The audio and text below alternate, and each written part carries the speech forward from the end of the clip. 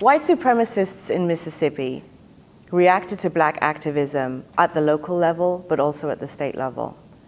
At first, they were sort of outraged that this could happen. The movement in Mississippi happened a little later than in other places because of this system of terror that was very rooted in the place. But once it did start happening, the Ku Klux Klan terror wasn't as effective as before. It was bringing in too much attention.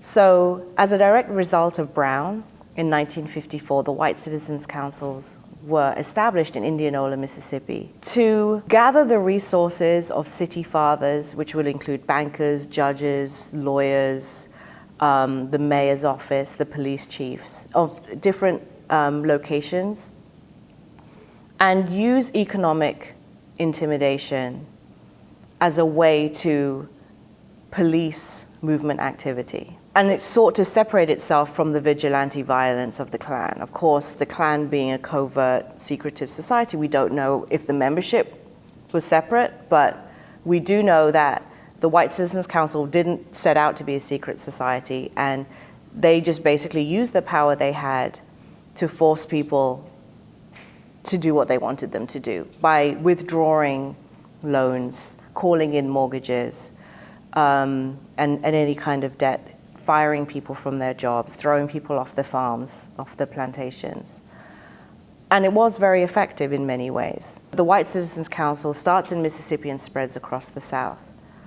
In 1956, Mississippi creates the Sovereignty Commission, which is designed to maintain sovereignty, states' rights. They were meant to just be fact-finding.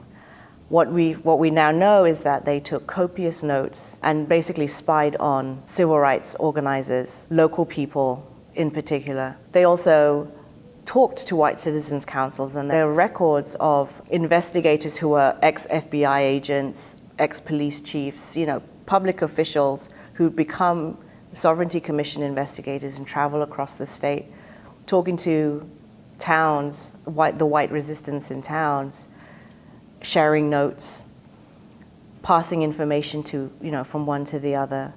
They also trained informants within the black community to infiltrate black organizations at the local level. And then we're in the middle of the Red Scare as well, sort of the anti-communist furor in the nation. And so part of how white supremacists were able to thwart civil rights organizations was this labeling of they are communist and they shouldn't exist because they are communist. So organizations like the NAACP was banned in Alabama, for instance, because the state used that as a way to ban them.